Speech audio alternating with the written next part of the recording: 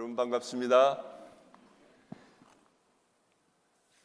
우리 주 목사님 또 당회 교회가 하나님 말씀을 나눌 수 있도록 이렇게 허락해 주셔서 대단히 감사드립니다. 제가 방문할 때마다 설교할 수 있는 기회를 주셔서 얼마나 감사한지 모르겠습니다. 모든 교회가 그렇게 다 하는 건 아닙니다. 우리 마이애미 한인장로교회가 그렇게 하는 거죠. 너무 감사드리고요. 제가 지금 지난주에 너무 피곤해서 대상포진이 걸려서 약을 하나 먹었더니 지금 몽롱한 상태입니다. 이해해 주시고 말씀을 잘 집중해 들어주시면 고맙겠습니다. 미국 교회 역사를 보면 1965년을 기점으로 해서 모든 교단들이 성장을 멈추고 이렇게 다시 쇠퇴하는 길로 내려가기 시작합니다. 1965년이 기점인데요. 왜 1965년을 기점으로 해서 모든 교회들이 이렇게 쇠퇴하기 시작했을까? 그 이유를 교회 성장학자들은 대중문화의 영향이라고 그렇게들 진단합니다. 대중문화가 이 교회의 영성을 이렇게 압도하기 시작한 거죠. 그리스도인들의 영성보다 대중문화가 더 힘이 강해진 것입니다. 그래서 교회가 그 대중문화에 눌려서 쇠퇴하기 시작한 것이 1965년입니다. 라디오 방송을 시작한 것은 1920년에 미국에서 라디오 방송이 시작됐고요. 1927년에 TV가 발명이 되고 또 1947년에 트랜지스터가 발명이 됩니다. 1939년에는 TV 방송이 시작되고 1950년에는 컬러 TV 방송이 시작됐습니다. 한번 생각해 보시죠. 1950년대 들어오면서 미국에 이미 컬러 TV 방송이 시작됐는데 교회가 그러니까 컬러 TV 방송이 시작되고 한 15년을 견디지 못하고 대중문화에 압도당하게 됩니다. 그래서 1965년을 기점으로 해서 교회가 쇠퇴하기 시작하죠. 자, 그렇게 우리는 지금 2022년을 맞이하고 있습니다. 지난 3년 동안 우리는 유례 없는 팬데믹을 겪고 있습니다. 여러분, 이 팬데믹 기간 동안에 가장 영업 손실을 많이 본 데가 어딜까요? 사업장으로 비교하자면 교회가 영업 손실을 가장 많이 당했습니다. 특히 한국은 정부가 교회를 특별 관리했습니다. 공공시설과는 다르게 더 특별한 요구를 교회에 무리하게 많이 해서 교회가 큰 피해를 입었는데요. 한국의 그 보건복지부가 낸 통계를 보면 팬데믹 기간 동안에 16%의 교회가 문을 닫았습니다. 그러면 한 6만 5천 개 교회가 한국에 있다고 하면 1만 개의 교회가 이 팬데믹 기간 동안에 문을 닫았습니다. 얼마나 많은 교회? 1만 교회가 팬데믹 기간 동안에 문을 닫았고요. 그리고 그 생존한 교회들도 상당한 타격을 입고 교인들이 어떤 교회는 절반으로 줄고 또 어떤 교회는 3분의 1로 주는 그런 고통을 겪게 되었습니다.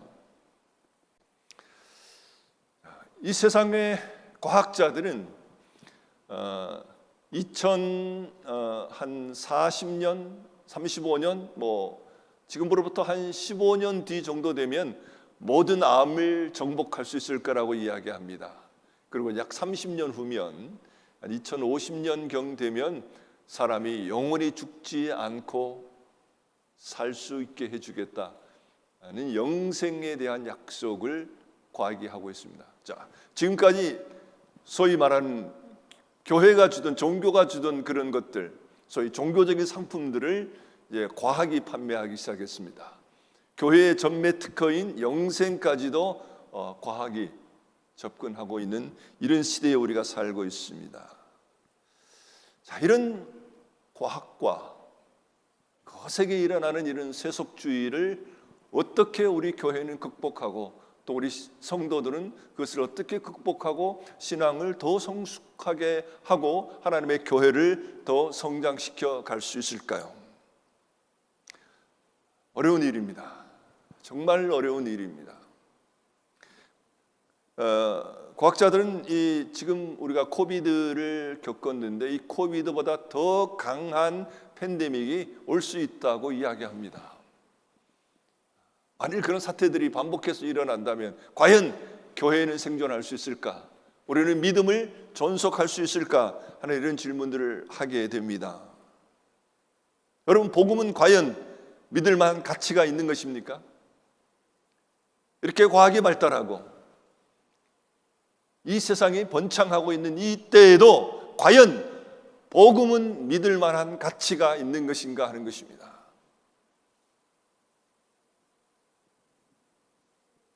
저는 그렇다고 믿습니다. 세상이 아무리 변하고 과학이 아무리 발달해도 복음은 믿을 가치가 있는 것이라고 저는 믿습니다. 왜냐고요? 첫 번째는 복음에는 능력이 있기 때문에 그렇습니다. 복음에는 하나님의 능력이 있습니다.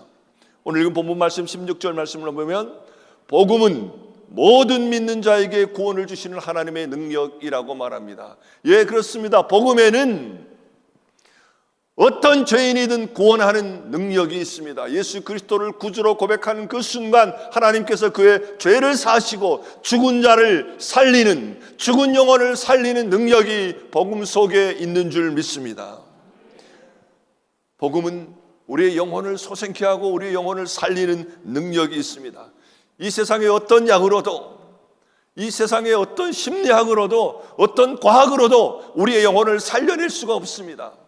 그럼에도 불구하고 하나님께서 우리에게 허락하신 이 복음 속에는 우리의 영혼을 살리는 능력이 있음을 믿습니다. 사도 바울은 말합니다. 복음은 모든 믿는 자에게 구원을 주시는 하나님의 능력이라고 이야기합니다. 복음은 우리의 영혼을 살릴 뿐만 아니라 우리를 영원히 살게 하는 영생을 허락하고 있습니다. 예수 그리스도를 믿는 자는 하나님의 나라에서 하나님의 통치 가운데 하나님이 의로 통치하는 그곳에서 영원히 살게 될 것을 성경은 약속합니다. 또한 복음은 우리를 어둠의 권세에서 건져내서 하나님의 나라로 옮기는 능력이 있습니다. 이 세상의 모든 사람들은 마귀의 권세 아래 있습니다. 마귀의 지배 아래, 마귀의 통치 아래 있습니다. 마귀는 죄와 사망을 통하여 우리 인간들을 지금까지 통치하고 있습니다.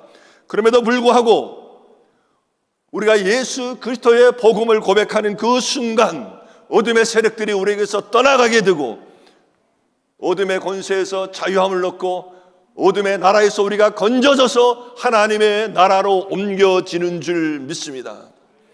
저는 선교 현장에서 이런 일들을 수없이 많이 봤습니다. 이미 여러분들에게 여러 번 간증드린 일이 있습니다. 어떤 사람이 예수 그리스도를 주라고 고백하는 그 순간 그를 사로잡고 있던 어둠의 권세들이 떠나가고 자유케 되는 현상들을 쉽게 보게 됩니다. 복음에는 이런 능력이 있습니다. 사단의 권세에서 어둠의 권세에서 우리를 자유케 합니다. 또한 복음은 모든 질병을 치료하는 능력이 있는 줄 믿습니다. 예수 그리스도를 믿고 하나님의 성령이 우리 가운데 거하기 시작하면 우리 안에 살아계신 성령께서 우리 안에 있는 육체의 질병도 치유하시는 줄 믿습니다. 오늘 말씀을 듣는 가운데 하나님의 영이 여러분들 가운데 임하셔서 여러분의 질병도 치료해 주시기를 소원합니다. 어떤 질병도 치유하는 능력이 하나님께 있음을 믿습니다. 그러므로 예수님께서는 제자들을 전도하러 보내실 때 하나님의 나라의 복음, 천국 복음을 전하라고 하시면서 그들에게 귀신을 쫓아내고 병을 고치는 능력을 주셔서 제자들을 전도하러 보낸 사실을 보게 됩니다. 오늘날 아무리 과학이 발달했다고 할지라도 과학이 해결하지 못하는, 과학이 해답을 주지 못하는 그런 질병들이 여전히 많이 있는 것들을 보게 되고 더 많은 질병들이 생겨나는 것을 보게 됩니다. 그러나 하나님의 성령이 임하시고 우리가 예수 그리스도를 주로 고백하는 사건이 일어날 때 하나님의 능력이 우리의 질병도 치유하는 줄 믿습니다. 어떤 한 자매가 단기 선교를 갔습니다. 그러니까 몇 주간 단기 선교가 아니고요, 한 2년 정도 요르단이라고 하는 그 이슬람 국가의 단기 선교를 가게 됐는데 이슬람 국가이니까 복음을 대놓고 전하기가 어려운 것이죠. 그래서 아주 정성을 들여서 한 이슬람 자매를, 무슬림 자매를 사귀었습니다. 오랜 기간 동안 시간을 투자하고 물질을 투자해서 이 자매와 속마음을 터놓고 이야기할 수 있는 단계까지 관계가 이렇게 발전했을 때 이 선교사가 이제 담대하게 예수 그리스도의 복음을 이 무슬림 자매에게 증거했습니다. 예수 그리스도를 믿으면 하나님께서 너의 모든 죄를 용서하고 그리고 천국에서 영원히 살게 해줄 것이다. 이 복음을 증거했습니다. 그랬더니 이 무슬림 자매가 화를 내고 너가 이러려고 나와 가까이 지냈구나 라고 말하면서 내가 너와 다시는 만나지 않겠다고 했습니다. 그로부터 얼마 뒤에 이 무슬림 자매가 다시 이 선교사를 찾아왔습니다. 그리고 이렇게 묻습니다. 내가 만일 예수를 믿으면 너가 말하는 예수가 내 심장병을 고칠 수 있겠냐? 이렇게 물어봤습니다. 아마도 이 무슬림 자매가 심장병을 앓고 있었던 것 같습니다. 너가 말하는 그 예수가 나의 심장병을 고칠 수 있겠냐? 자, 그때 이 선교사가 뭐라고 대답했는지 아세요?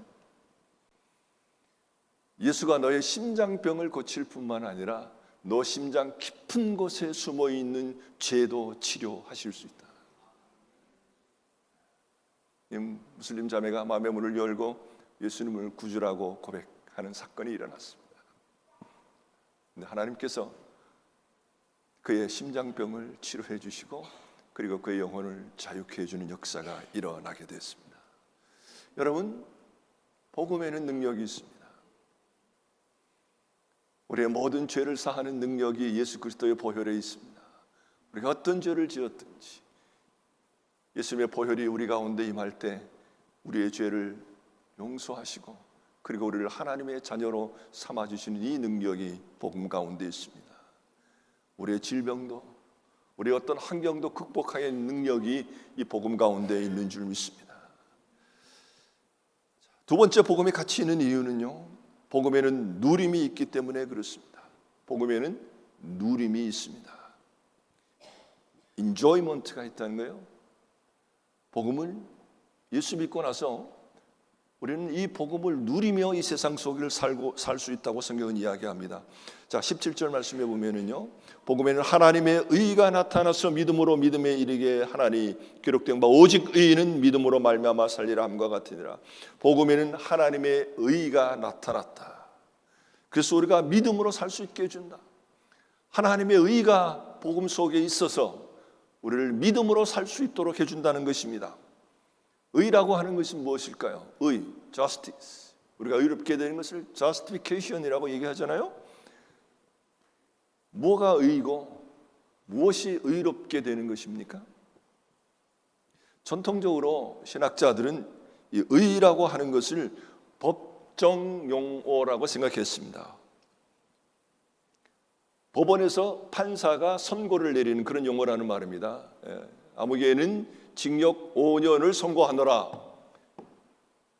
이렇게 판사가 선고하는 그 용어가 오늘 사도 바울이 사용한 여기 있는 justice, 의라고 하는 말이라고 하는 것입니다. 그러니까 이 로마서는 사도 바울이 로마에 있는 교회에 쓴 편지이죠.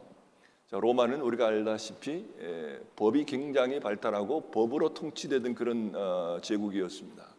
그러므로 사도 바울이 로마서를 쓰면서 이런 법적 용어를 사용했다고 신학자들은 주장합니다. 저도 동의합니다. 예수를 믿는 그 순간 하나님께서 우리의 죄를 사하시고 죄인이었던 우리를 의인으로 만들어 주시는 줄 믿습니다. 근데 과연 그것이 전부인가라고 요즘 많은 신학자들이 의문을 제기합니다. 의라고 하는 것이 우리의 신분의 변화일 뿐만 아니라 관계의 변화이라고 주장하는 것이죠. 특별히 유대인들은 이 의를 구약 성경에서 의를 말할 때 의는 관계적인 용어였습니다. 관계. 그러니까 A라고 하는 사람과 B라고 하는 사람이 있는데 이 둘 사이에 의가 있다라고 말할 때는 이 두 사람 관계가 문제없이 좋은 관계가 이루어진다라고 할 때 이 두 사람 사이에 의가 있다고 말하는 것입니다. 만일 우리가 예수 그리스도를 구주로 영접하는 그 순간 하나님께서 우리의 신분을 변화시켜 주시지만, 죄인에서 의인으로 만들어 주시지만, 그러나 또한 하나님과 의로운 관계를 맺고 하나님과 교제 가운데 하나님과의 교제를 누리고 하나님과의 관계를 누리고 하나님 안에 있는 그 모든 것들을 누리며 살아갈 수 있도록 하나님께서 우리에게 허락해 주신다고 하는 것이 이 의 속에 포함되어 있습니다. 그러므로 의인은 믿음으로 말미암아 사는 것입니다. 하나님께서 우리를 의롭게 하실 때 단지 우리의 신분만을 변화시키는 것이 아니라 하나님과의 관계도 변화시켜주고, 그리고 사람과의 관계도 하나님께서 변화시켜 주시는 줄 믿습니다. 그러므로 팀 켈러라고 하는 목사님은 이런 이야기를 했습니다. 칭의에서 죄 사함만을 말하면 구원의 절반밖에 모르는 것이다. 우리가 칭의, justification을 말하면서 죄 사함만을 말한다면 그것은 구원의 절반밖에 모르는 것이다 라는 것이죠. 우리가 예수를 믿는 그 순간 하나님께서 우리의 죄를 사하십니다. 그럼에도 불구하고 하나님과의 관계를 잘 유지하는지 않는다면 우리는 그 의를 잘 누리지 못하고 있는 것이라고 말할 수 있습니다. 우리는 예수 그리스도를 통해서 하나님과 의로운 관계를 누리는 자들입니다. 믿음이라고 하는 것이 정체된 어떤 폼이 아닙니다. 믿음은 다이나믹이죠. 믿음은 역동적인 것이고, 믿음은 움직이는 것이고, 믿음은 살아있는 것이에요. 믿음은 리얼리티입니다. 그리고 믿음은 단순히 어떤 천국에 가는 라이센스만이 아닙니다. 물론 우리가 예수 믿으면 천국에 갈 수 있는 그런 권한을 받게 되지만, 믿음은 단순한 라이센스가 아니고 믿음은 실체입니다. 믿음의 역사들이 우리의 삶 속에 실제로 일어나게 되는 것입니다. 복음은 이런 것입니다. 복음에는 하나님의 능력이 나타납니다. 죄인을 의인으로 만들어주는 능력, 그리고 예수 그리스도 안에 있는, 하나님 안에 있는 모든 것들을 누리며 살 수 있는 이 관계로, 의의 관계로 하나님께서 우리를 만들어 주시는 것입니다. PPT를 보여주시면 좋겠습니다. 자, 여러분, 교회가 어떻게 발달해 오는가, 교회 발전 이 과정을 한번 이 그래프를 통해서 보시면, 제일 앞에 있는 단계가 unreached죠.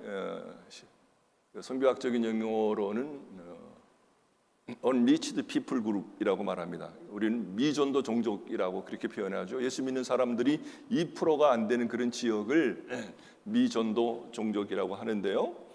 자, 선교사들이 한 번도 복음이 전해지지 않은 지역이나 예수 믿는 사람들이 극히 적은 지역에 들어가서 복음을 전하기 시작합니다. 예수가 그리스도라고 하는 복음을 전하기 시작할 때 사람들이 반응하고, 그리고 예수 믿는 사람들이 생겨나기 시작하죠. 그리고 집에 모여서 하나님께 예배를 드리기 시작합니다. 그래서 홈처치들이 생겨나기 시작해요. 예수 믿는 사람들이 생겨나고 가정교회들이 생겨납니다.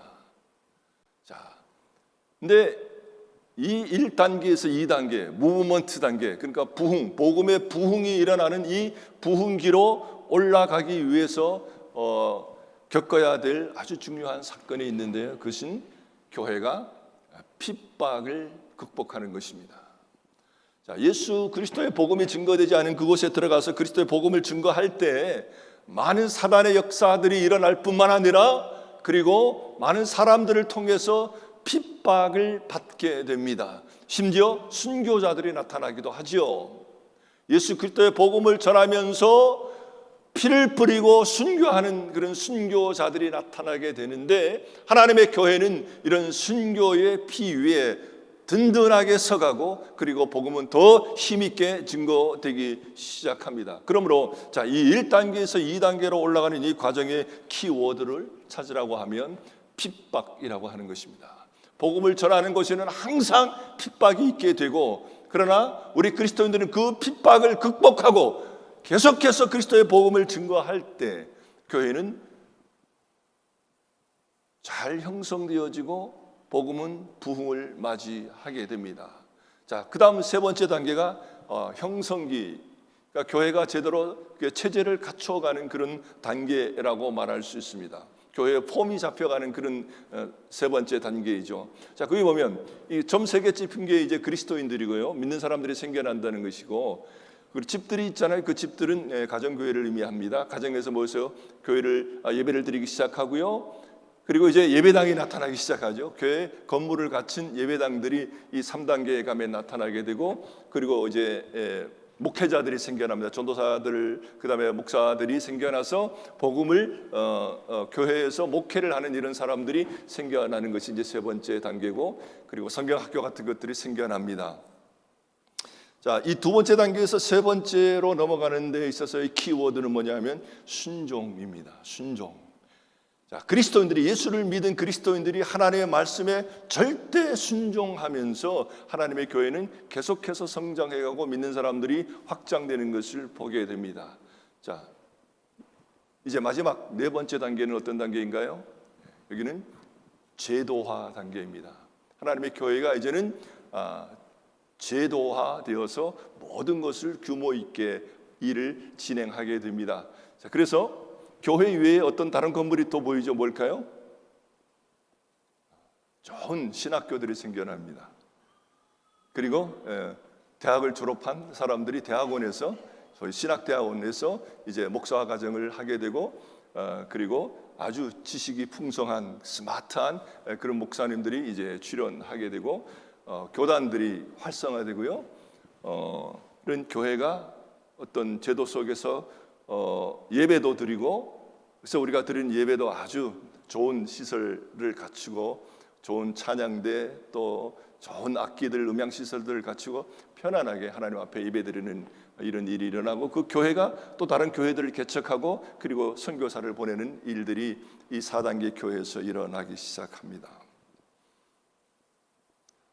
여러분은 어떤 단계에서 태어나셔서 지금 어떤 단계에서 신앙생활하고 계십니까?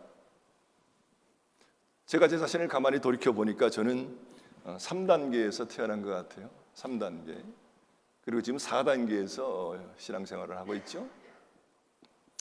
저희 3단계 때는 60년대 초반에 제가 교회 간다고 저희 아버지인데 얼마나 핍박을 받았는지 모릅니다. 그냥 시골에서 이렇게 소로 이제 그 밭을 갈잖아요. 그 예배당의 종소리가 땡땡 나기 시작하면 저는 소 몰다 말고 소를 팽개치고, 아버지가 쟁기를 끄는데 저는 예배당으로 이제 도망갔죠. 예배당 갔다 오면 어떤 일이 일어날까요? 이제 아버지가 기다리고 계시죠. 이게 지게 작대기를 들고 이제 아버님이 기다리고 계셔요. 시컷 두드려 맞고, 그리고 또 주일나면 또 교회로 도망가고.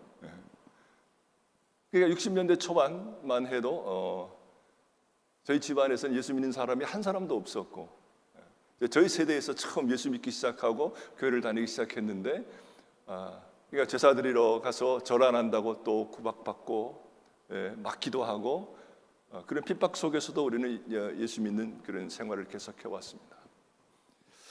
아마도 우리 여기 계신 우리 김창영 장로님 같은 경우는 2단계에서부터 겪어오셨을 것 같아요.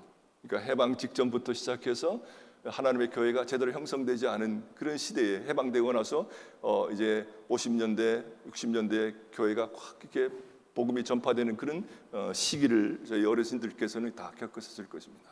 근데 문제는 뭔가 하면, 아까 우리가 그래프를 보았던 것처럼 이 4단계가 되면은요, 조금 시간이 지나면서 교회가 어떻게 됩니까? 그래프가 어떻게 되죠?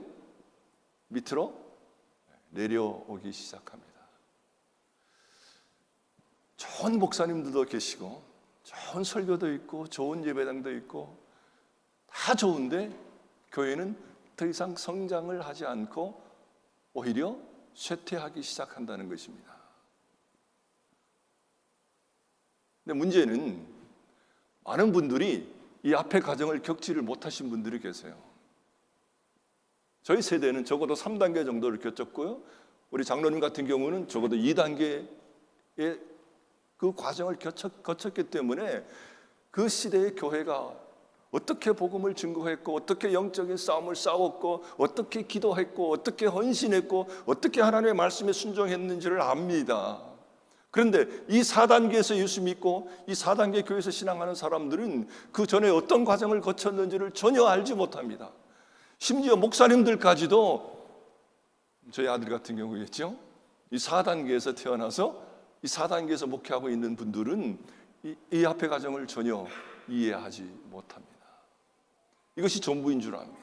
자, 여러분들에게 제가 오늘 드리고 싶은 말씀은, 이 대중문화 앞에서 침체되어가는 이런 교회의 모습, 팬데믹 앞에서 쓰러져 가고 더 이상 교회는 일어날 수 없다고 하는 이런 패배의식 속에 갇혀 있는 우리들이, 우리 성도 한 사람 한 사람이, 그리고 우리 교회가 어떻게 이 장벽을 브레이크트루, 돌파해내고 그리고 다시 리바운드 할 수 있을까? 침체되어가는 우리 교회가 어떻게 다시 소생하고 다시 부흥의 역사를 써내려갈 수 있을까 하는 것이 오늘 우리가 가지고 있는 과제입니다. 어떻게 그 일을 우리가 만들어갈 수 있을까요?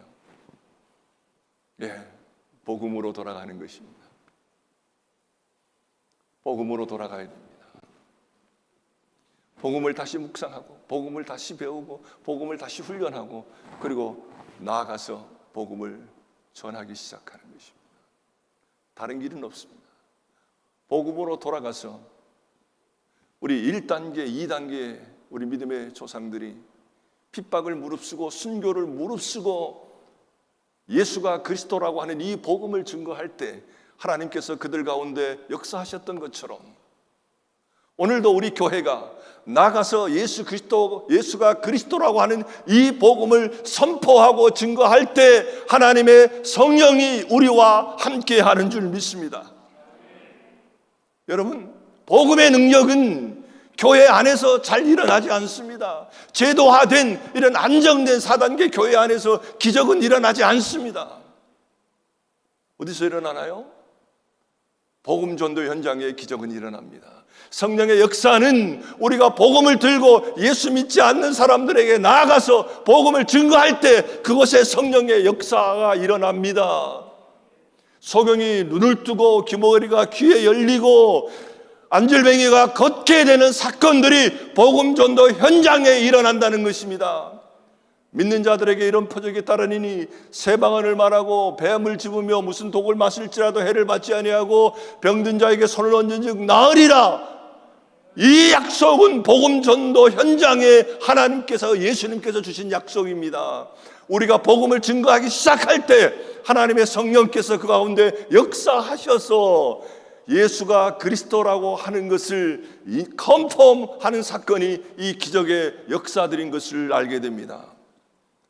그러면 마가복음 16장 20절 말씀에 보면, 제자들이 나가 두루 전파할새 주께서 함께 역사하사 그 따르는 표적으로 말씀을 확실히 증언하시니라. 우리가 복음을 전하기 시작할 때, 복음을 들고 나아갈 때 하나님께서 우리와 동행하시고 하나님의 역사가 그곳에 일어나는 줄 믿습니다. 저는 앞으로 은퇴하려면 7년 남았는데요, 마지막 사역을 무엇으로 할까 고민하다가 전도하자라고 결론을 내렸습니다. 저도 현재 목사님들을 제자 훈련을 한 사역을 20년 해왔고요, 또 신학대학을 만들어서 학생들을 가르치는 일들을 하고 있는데, 티칭 사역만 계속 하다 보니까 제 영혼이 메말라가는 것을 제가 느끼게 됐습니다. 현장이 없으니까 제 영혼이 고갈돼요. 안 되겠다 생각하고 마지막 남은 사역, 복음 전하는 일에 내가 최선을 다하겠다. 나 혼자만이 복음을 전하는 것이 아니라 중남미 교회가 복음을 잘 전할 수 있도록 전도 훈련을 해야겠다라고 결심을 하게 되고요, 이렇게 D3라고 하는 그런 복음 전도 훈련을 목사님들에게 하고 있습니다. 3분 동안 복음을 전할 수 있는 내용을요, 3분 동안 그것을 암송합니다. 줄학교 아이들부터 어른들까지 3분 복음을 암송하고요, 예배 때마다 이렇게 스크린에 비춰주면 암송하는 사람들은 암송하고, 그리고 못 암송하는 사람들은 읽습니다. 암송, 3분 복음 암송 대회도 합니다. 상품을 걸어놓고 잘 외우는 사람들에게 상품을 주는 그런 암송 대회도 하고요. 자, 그렇게 해서 한 2년 정도를 하면 어떤 일이 일어날까요? 이제 임계점이 차오르게 되면, 물이 차면 물이 흘러 넘치게 되겠죠. 교회가 그렇게 복음 중심으로 한 2년 동안 집중하게 되면 이제 복음을 증거하는 사람들이 나타나게 되고요. 그리고 복음이 증거될 때 그 전도 현장에 하나님의 놀라운 역사들을 경험하는 일들이 일어나게 됩니다. 사랑하는 성도 여러분, 어떻게 이 침체된 교회를 다시 깨울 수 있을까요? 점점 더 연약해져가는 우리의 믿음을 어떻게 더 굳세게 세워갈 수 있을까요? 우리 안에 다가오는 이 장벽을 어떻게 우리가 브레이크 드루하고 이 교회가 다시 리바운드 할 수 있는 이런 역사를 어떻게 일으킬 수 있을까요? 다른 방법은 없습니다. 복음으로 돌아가는 것입니다. 복음을 다시 묵상하십시다. 그리고 복음 전하는 훈련을 받으십시다. 그리고 우리의 입을 열어서 담대하게 예수가 그리스도라고 하는 복음을 증거하십시다. 그렇게 될 때 하나님께서 우리 교회를 다시 깨워주시고 다시 우리 가운데 성령의 능력을 부어주시고 하나님의 교회가 새롭게 회복되는, 다시 부흥을 가져오는 역사가 일어나게 될 줄 믿습니다. 사랑하는 성도 여러분, 복음으로 돌아가십시다. 그리고 기도하십시다. 복음을 전하기 위하여 우리가 기도할 때 하나님이 우리의 기도를 들으시고 하나님의 능력의 역사를 행하실 줄 믿습니다.